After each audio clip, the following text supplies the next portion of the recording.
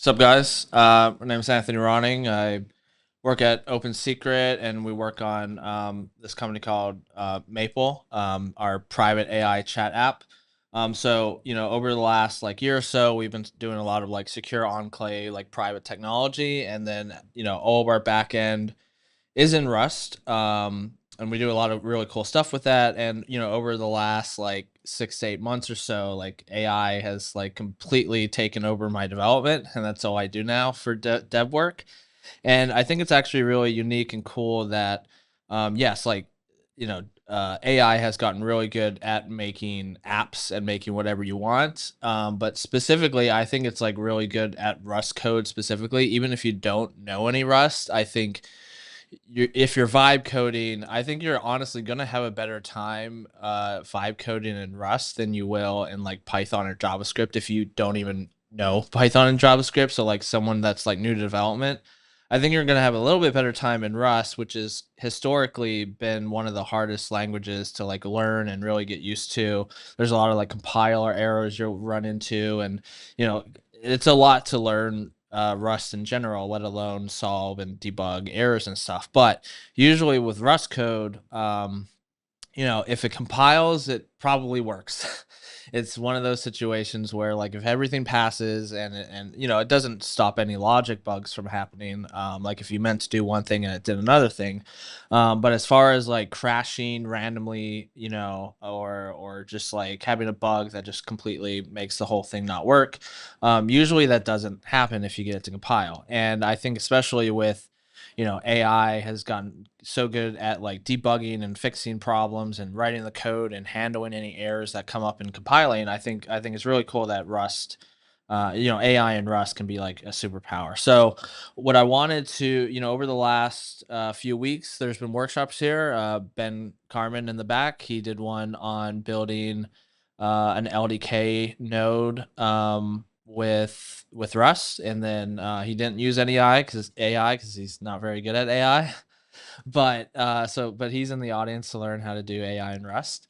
And then last week we had Paul Miller. He did a Rust GUI application, and he did use AI to help program that. He actually successfully made a Bitcoin wallet at the very end that could send and receive transactions, which is really cool to see. And then for this one, I just wanted to focus more on the Rust part. I didn't want to make any UI or GUI. I just wanted to kind of focus on let's create a very simple to start Rust AI chat app, so we can program our own AI bot basically. And then from there, just build it up. So I only have to start I was doing this last night after dinner and watching movies and stuff, and I was like, okay, let me create this workshop that with doing an AI workshop where you're just having the AI do all the coding for you. You never really know what you're going to get because it's all non-deterministic. It's all random. So we'll see how successful, and we'll see if the RNG gods bless us today. But basically, yeah, let's see if we can start from scratch. I'll go through some of the initial how to create your first Rust project and stuff like that. I mean, I guess the first thing is if you don't have Rust already, just Google install Rust, run this command in your terminal, and then you can get started from here. It'll install all the Rust libraries you need to start working with it. And if you want to see, we're going to go through this step by step, but if you want to follow along or if you get lost in any way, it's just github.com/AnthonyRonning/Rust-AI-tutorial.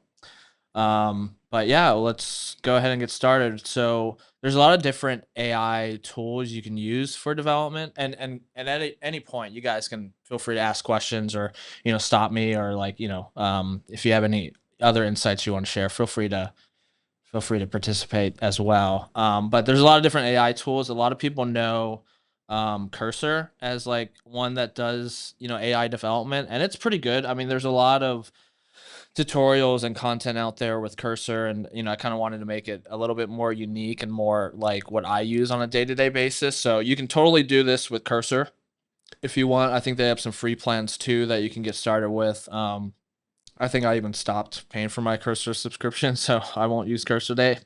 Exclusively, I use one called Claude Code. So It's a terminal command, so you just, you can probably just, install Claude Code. It's just a simple npm command that you run, npm install -g, and then Entropic AI Claude Code.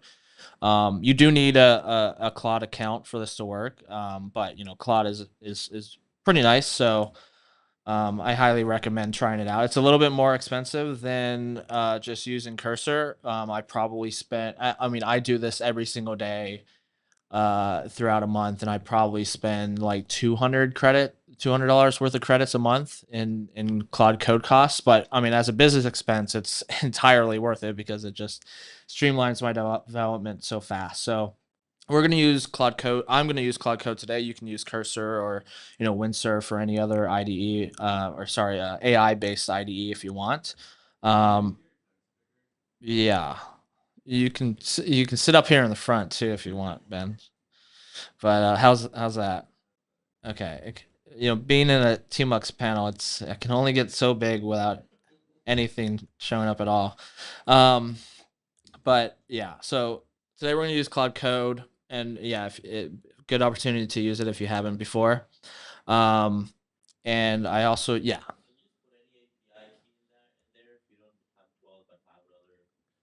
Y- yeah, this Claude Code specifically only works with Entropic directly, and that's one benefit of using something like Cursor, is the fact that you only need like a Cursor account, and then they have all these settings for like putting in different models and API keys and stuff like that. So like that's one benefit of Claude, and there's a few other IDE 2E based ones like OpenAI just came out with Codex, and I think I have it installed too. But this is one that is very similar in style and everything. So if you want to kind of follow, I used it once before, and it wasn't as good as Claude Code, at least when it initially launched, and I just never used it again. But yeah, if you want to try out a new one and you don't have a Claude API key, it'll walk you through like the sign up flow if you don't have a Claude account initialized yet. But yeah, you do need to hook that in at some point. But it walks you through it if you're trying it out. But yeah, so let's go ahead and just get started. So you do need Rust first installed. So do that if you haven't already. And I guess to kind of go over like what we're going to build here today to start out with, we're just going to build a Rust AI chat app through the CLI. So there's not going to be any GUI. It's just going to be us typing our questions to the AI, and then seeing the AI response show up. And then we're honestly from there, we're just going to build up from there and see how it goes. But I wanted to kind of go through some very simple step by steps and just to kind of show you what the back and forth is like, getting like a Rust app to compile that is completely written by AI.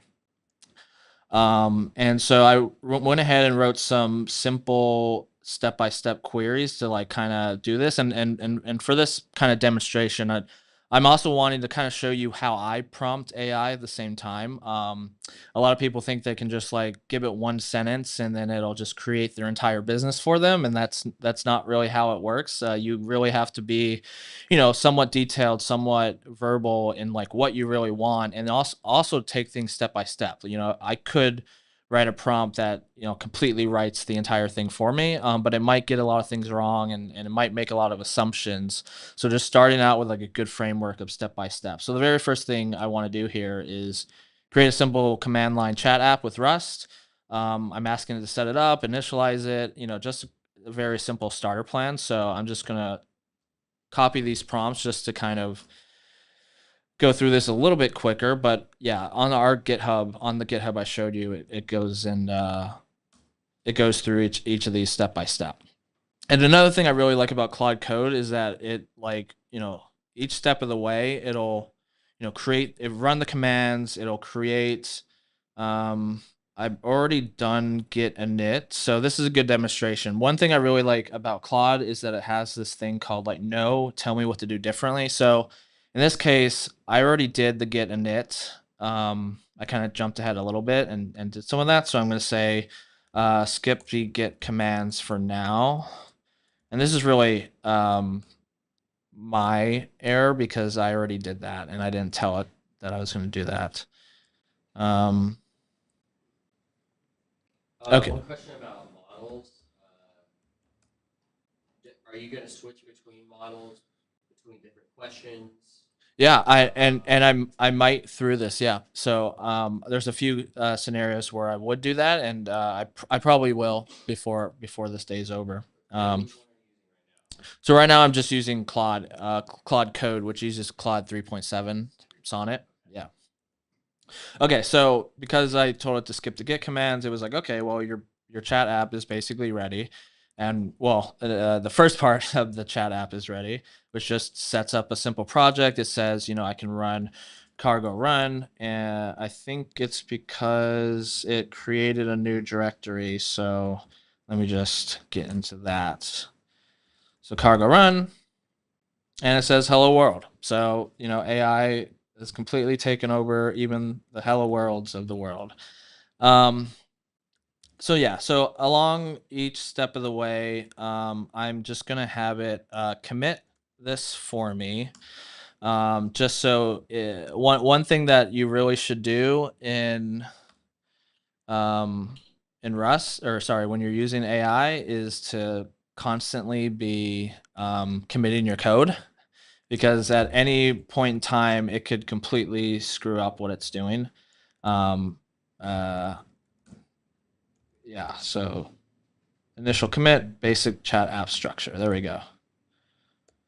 And if the AI just goes completely rogue and just screws up your entire project, you're not going to have a way to recover that unless you actually commit your code and stuff. But I don't think it did that. Why did it not do that?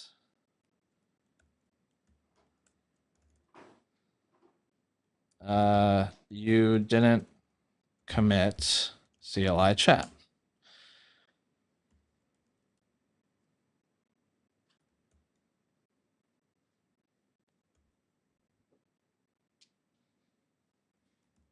Didn't do that.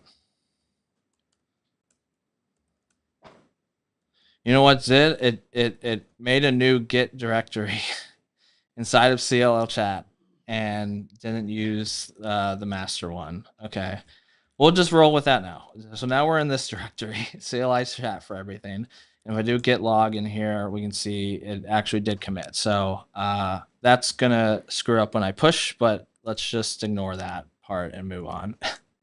AI just made some initial assumptions that didn't get right, but it is what it is. We're not deploying this anywhere or even like committing it, so we'll just keep going on. So yeah, now we got a basic Rust program working.